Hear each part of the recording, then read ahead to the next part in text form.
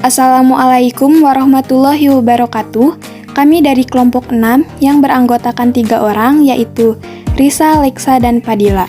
Kelas 11 Kimia Analis 1. Tujuan dibuatnya video pembelajaran ini yaitu untuk memenuhi tugas penilaian akhir semester analisis kimia instrumen yang berjudul pengujian menggunakan spektrofotometer UV-Vis.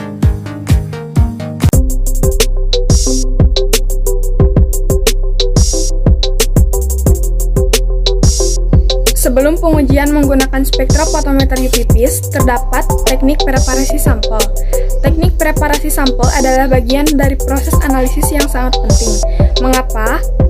Karena teknik preparasi sampel adalah proses yang harus dilakukan untuk menyiapkan sampel sehingga siap untuk dianalisis menggunakan instrumentasi yang sesuai. Teknik preparasi sampel dilakukan dengan tujuan khusus untuk memisahkan analit dari matriks sampel yang sangat memekatkan analit sehingga diperoleh analit dengan konsentrasi yang lebih tinggi dari semula dan mengubah analit menjadi senyawa lain yang dapat dianalisis dengan instrumentasi yang tersedia.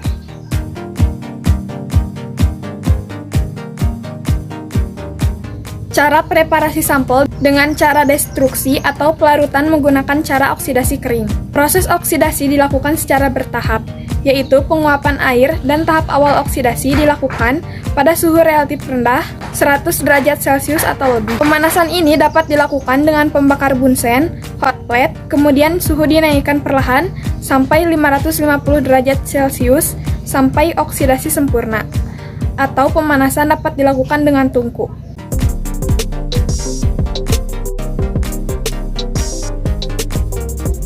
Preparasi sampel pada pengujian kadar fosfor dari pakan ternak.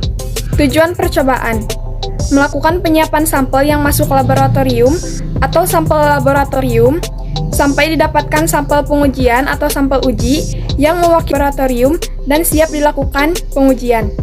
Bahan yang digunakan: pakan, HCl, asam nitrat, Aquades, kertas Wetman 41. Alat yang disediakan: 1 neraca analitik, 2 spatula, 3 kuas pembersih, 4 cawan perselin, 5 lampu bunsen, 6 korek api, 7 kaki 3, 8 tanur atau muffle, 9 100 ml, 10 corong, 11 kertas Wetman 41, 12 Erlenmeyer, 12 stopwatch, 15 labu ukur 20 ml. Prosedur kerja: 1. Abukan 2 gram sampel ke dalam cawan porselin selama 4 jam pada suhu 600 derajat Celcius. Dinginkan dan tambahkan 40 ml HCl dan beberapa tetes HNO3, kemudian panaskan di dalam water bath. 2. Dinginkan. Pindahkan secara kuantitatif ke dalam labu ukur 200 ml, tepatkan dengan Aquades sampai tanda batas. Saring dan tampung aliquot yang mengandung 0,5 sampai 1,5 mg fosfor dalam 100 ml labu ukur. 3. Tambahkan 20 ml preaksi molibdepanadat, encerkan hingga tanda batas dengan H2O, lalu aduk merata. Biarkan larutan selama 10 menit. 2. Preparasi sampel dengan destruksi atau pelarutan menggunakan cara oksidasi basah.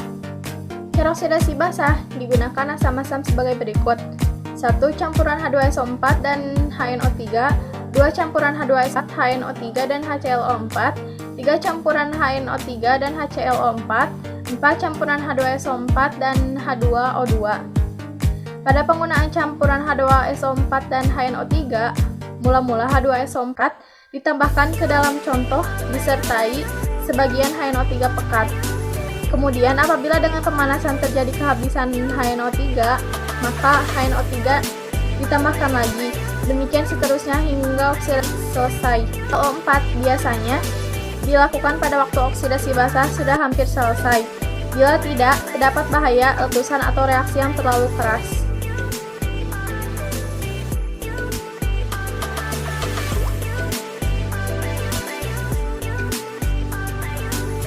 Selanjutnya, preparasi sampel pada pengujian kadar fosfor pada pupuk NPK. 1. Apa yang kamu coba? Yaitu melakukan preparasi sampel pada pengujian fosfor pada pupuk NPK. Nomor 2, apa tujuan kamu? Yaitu melakukan penyiapan sampel yang masuk di laboratorium atau sampel laboratorium Sampel didapatkan sampel pengujian atau sampel uji, mewakili sampel laboratorium yang sudah siap dilakukan pengujian.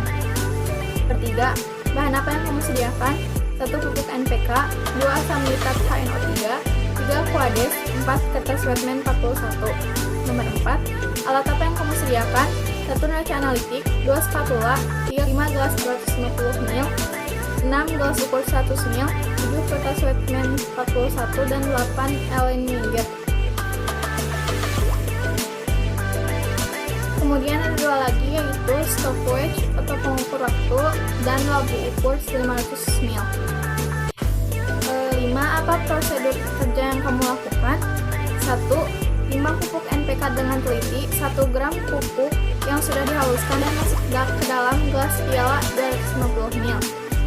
Nomor 2, tambahkan 20-30 ml HNO3 4. Nomor 3, biarkan perlahan-lahan selama 30-40 menit untuk mengoksidasikan bahan yang sudah teroksidasi, kemudian dinginkan. Nomor 4, tambahkan 50 ml air suling dan didihkan beberapa menit dan kemudian dinginkan. Nomor 5, pindahkan ke labu ukur 500 ml dan tepatkan dengan air suling sampai tanda terak dan homogenkan. Kemudian nomor 6, saring dengan kertas saring wetman 41, dan nomor 7, tampung ke dalam.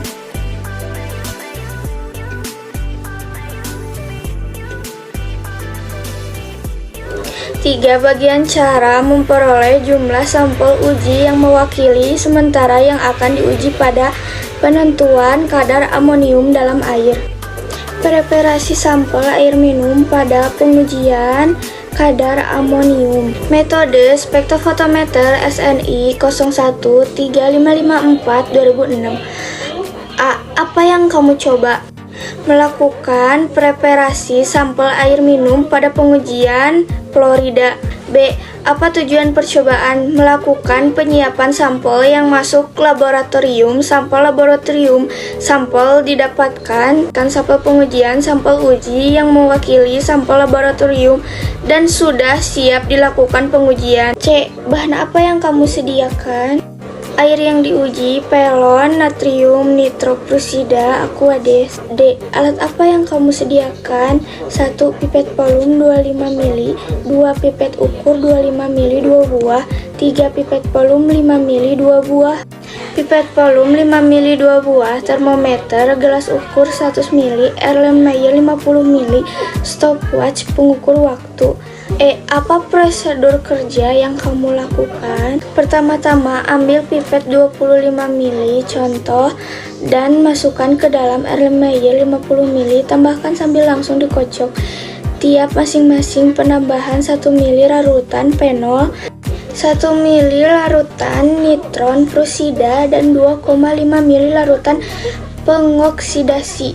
2. Tutup contoh dengan tutup plastik, biarkan warna timbul dalam suhu kamar 22 derajat Celcius sampai 27 derajat Celcius yang terlindungi dari cahaya minimal 1 jam, warna stabil dalam 24 jam.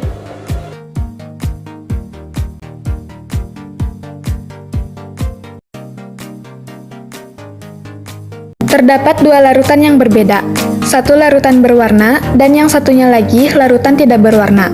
Larutan yang tidak berwarna diuji dengan spektrofotometri UV, memiliki panjang gelombang 190-300 nanometer, dipakai untuk aplikasi kuantitatif menggunakan radiasi.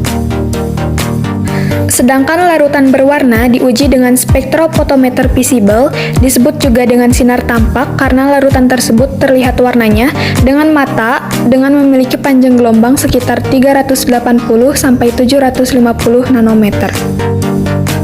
Sampel yang tidak berwarna tidak bisa diuji dengan spektrofotometer visible. Jika ingin digunakan, sampel yang tidak ada warna harus diberi dulu warna atau dibuat dengan menambahkan reagen yang spesifik. Persamaan spektrofotometer UV dan visible yaitu memiliki panjang gelombang dan sama-sama digunakan untuk preparasi sampel.